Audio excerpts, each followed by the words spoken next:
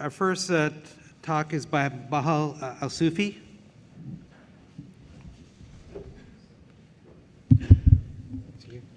Remind people about those things. Oh, yeah.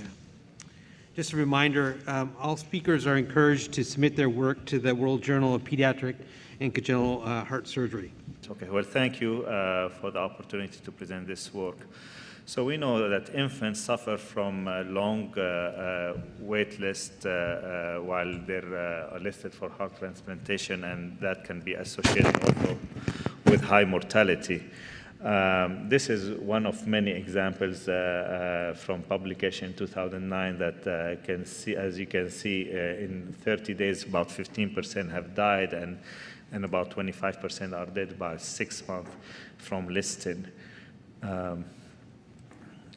While the waitlist mortality has decreased in the current era, it continues to be high for infants specifically and continues to be in the range of 20%. And that's attributed to many factors, but most importantly, donor shortage in addition to challenges with the mechanical support.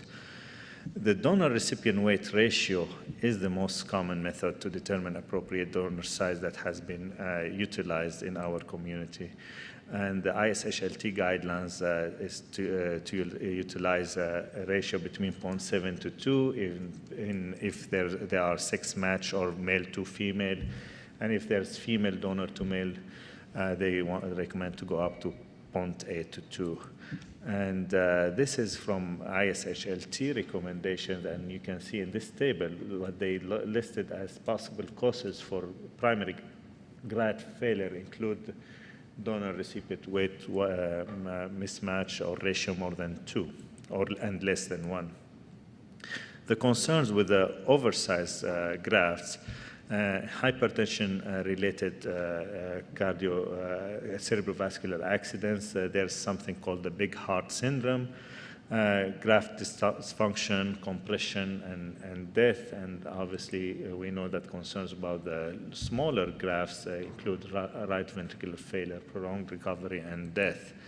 So our hypothesis was that ISHLT donor-recipient weight ratio guidelines are pretty conservative, and that if we stretch those guidelines, our recommendations, we might increase the donor pool, decrease the waitlist duration, decrease mortality and complications, and hopefully have no negative effect on post-transplant recovery or survival.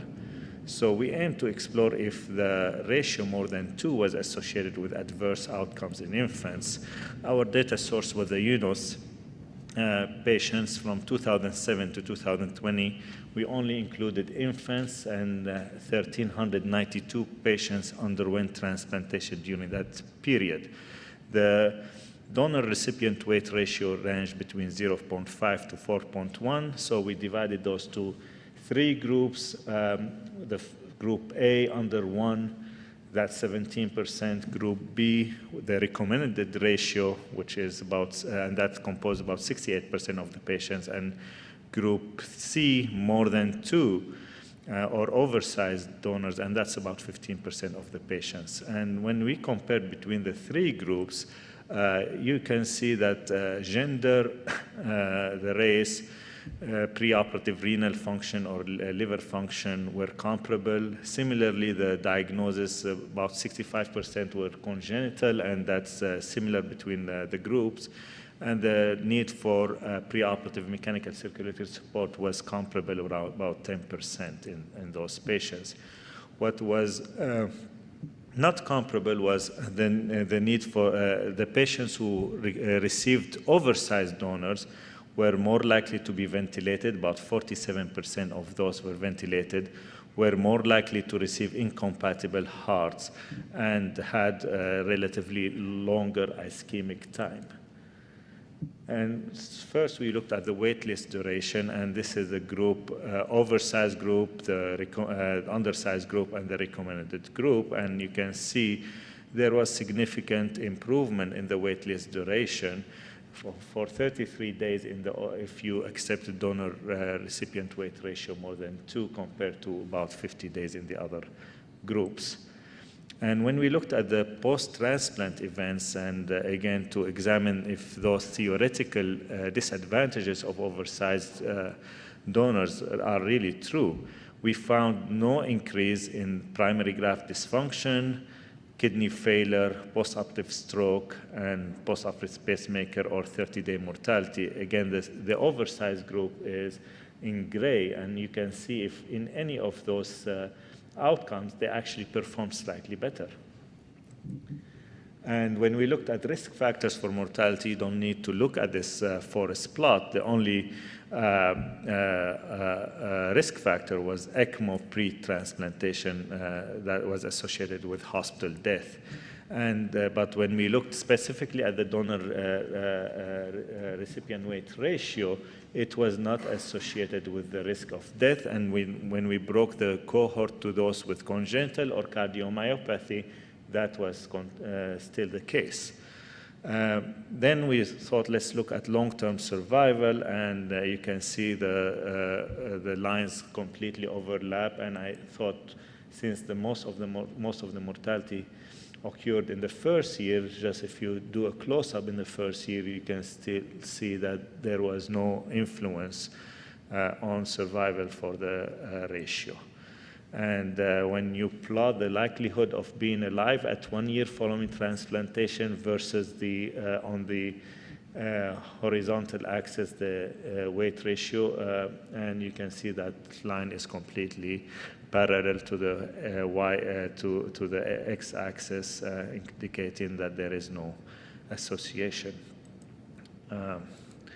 So in conclusion, infants who received pediatric heart transplantation with donor recipient weight ratio more than 2 up to 4.1 in our series experienced shorter waitlist duration with no demonstrable increase in peri-transplant complications, operative or late mortality. The historic practice to avoid donors with a ratio more than 2 due to complications, including hypertension-related stroke, graft dysfunction, or death, is not currently supported in infants. Stretching this acceptance criteria would decrease waitlist duration and potentially improve waitlist complications and mortality. Thank you.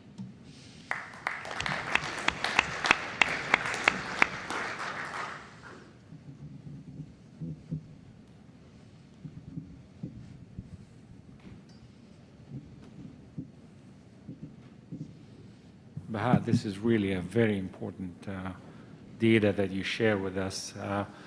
So are you suggesting that right from the outset when you list them with more than double or 2 or more, or should we actually put them on the list as with a conservative criteria and then change that? And is it the same for patients with not on an assist device versus those patients with an assist device? Are you, what I'm trying to say, are you going to set different standards for different patients? Well, you definitely have to individualize every patient, but if you don't list them for that higher weight ratio, you're not going to get the call about this donor. You're not going to have the opportunity to choose. So if you're going to change the practice, you're going to have to change it from the listing.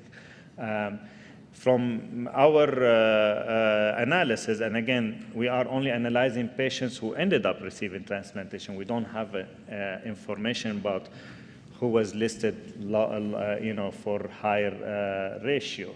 But from our analysis, it did not make a difference whether or not you received, assisted mechanical circulatory support.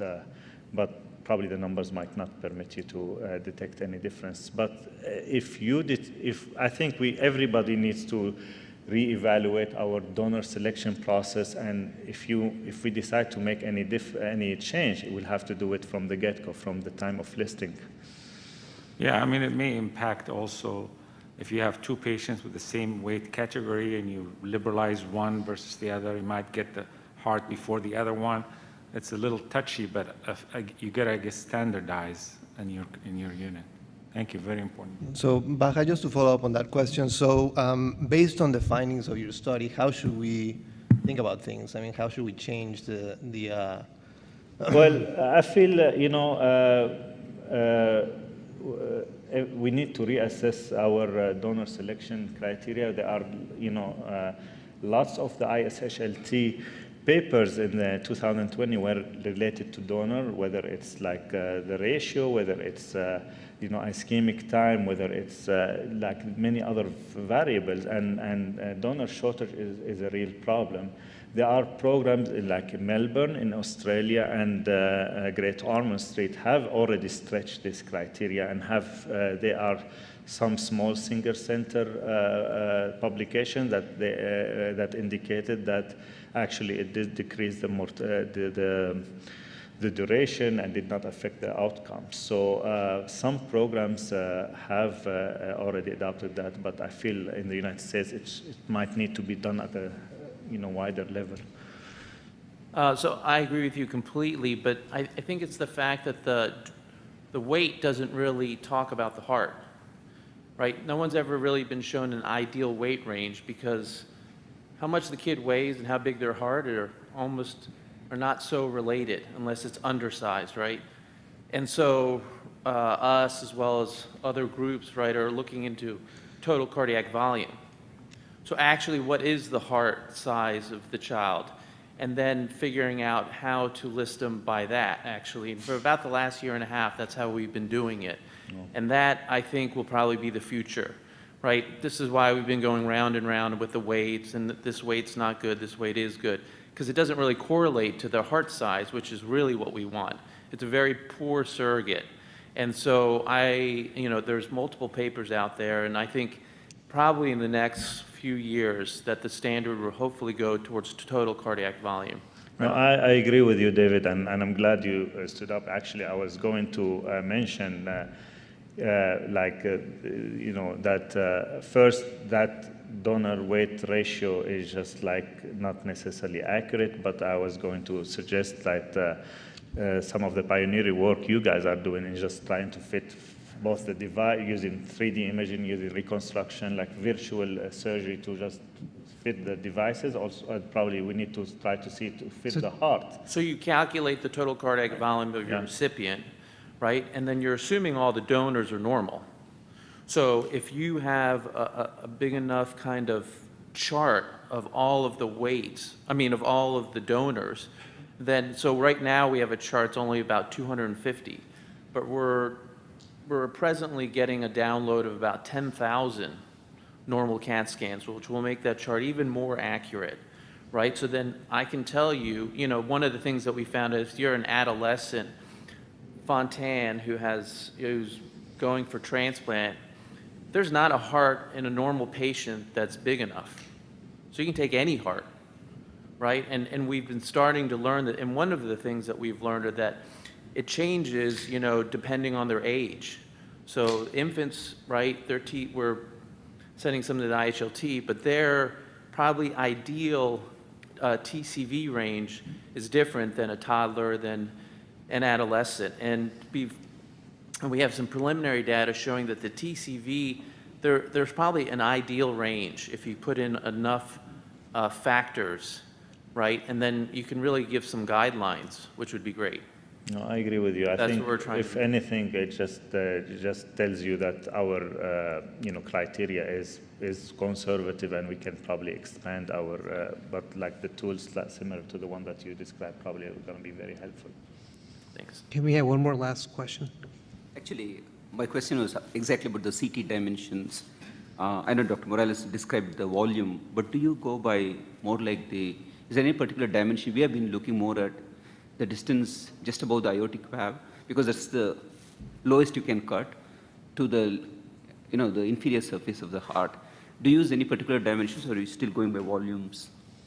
Well, obviously this is, a database analysis, but this is definitely something that is currently applicable, and I feel we are starting to utilize it, and there are some pioneering programs like Cincinnati have done that a lot. So I feel like this is one way to solve the issue, but definitely we need to reassess our donor criteria. When you say more than 2, what's the biggest ratio you would go to? Well, here it's 4.1, but if you look at the scattered plot, you will see that the majority, the 4 range are outliers. The majority have been in the 3.5 range, 3.5 ratio. Thank you. Thank you so much.